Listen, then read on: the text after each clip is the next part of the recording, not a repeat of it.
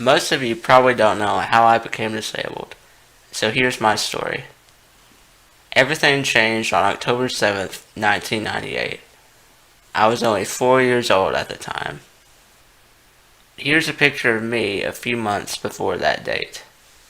I left that night to go with my two older brothers, Ryan and Kyle, and my dad to Wednesday night church. My mom stayed home that night as she was so worn out from the day's activities. I remember she kissed each one of us as we went out the door that night.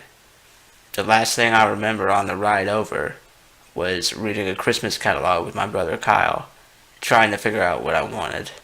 On the way to church that night, I fell asleep, and during my nap, a teenager in the oncoming lane drove off the curb of the road a little bit, and as they were trying to get back on, they overcorrected into our lane and hit our van head on. Here are a couple pictures of our van taken at the scene of the wreck. As a result of the impact, I ended up with a C1 complete spinal cord injury that rendered me unconscious and paralyzed. The doctor described that my shoulder belt and lap belt that I was wearing held me in place, but that my head was still trying to go forward, which resulted in my spinal cord injury. To put this in perspective, this is roughly the same area of the spinal cord that Christopher Reeve injured after his fall. I also had lacerated intestines, badly bruised lungs, and a broken right forearm. This is a picture of me taken only 13 days after the wreck. My dad ended up with a gashed right knee and severely sprained right ankle. My oldest brother Ryan fractured his wrist, broke both ankles, and broke his left hip and pelvis. During all of this, my older brother Kyle's seatbelt gave way, and he flew from his seat, ending up underneath the seat in front of him. The responding officers didn't find him until the second pass-through of our van. He broke his ribs, lacerated his liver, bruised his lungs, broke both legs, sustained movement between his C1 and C2 vertebrae, which didn't move far enough to paralyze him, thankfully, and had blood at the base of his brain. Later that night, my mom was notified and was driven to the hospital by a neighbor, as she was too shaken up to drive. When she got there, she was taken to see my older brother Ryan and my dad. My parents were notified that my older brother Kyle, as well as myself, were in the PICU, or Pediatric Intensive Care Unit. My parents weren't told this at the time, but the hospital staff was worried I wouldn't make it through the night. Right after the wreck, I was paralyzed from the neck down.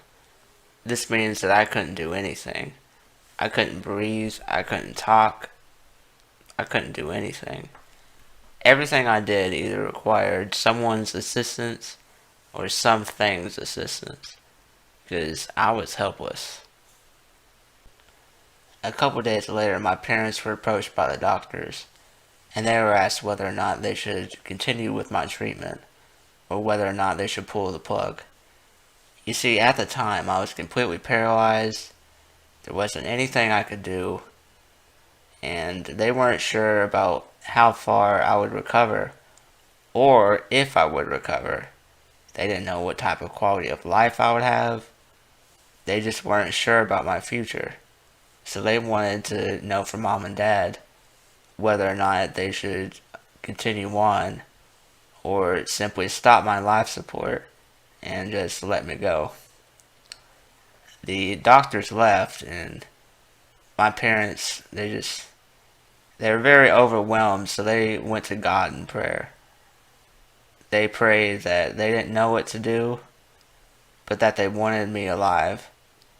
But that if it was time for me to go, then God would have to take me. These same doctors were later asked what they would have done in my parents' decision, and not one had an answer.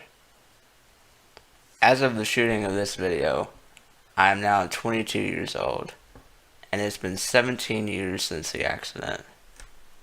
I've recovered a lot, I'm not exactly where I was before things, but things are a lot more manageable now, and I'm not on death's door every day. And, you may be going through something similar right now. You may have just had an injury, a life-changing injury like mine was, and you may be confused right now. And I'm not going to look at you right now and tell you that you're just going to spring up out of the hospital tomorrow like nothing ever happened. You may not recover at all.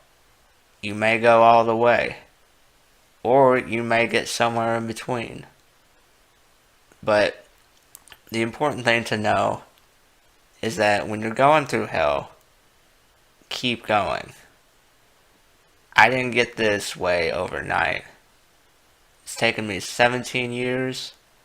I put in a lot of work into the therapy. I put in a lot of prayer. You know, I wouldn't be here without God's healing. So it's not an easy process. It's a long way. But I'm here to tell you that there is life after a disability. So for any of you out there up against the odds, take heart and know that there are people like me that have broken the mold that statistics have made for us. And if you want to see more videos like this, throw a like my way, and I'll see you next time.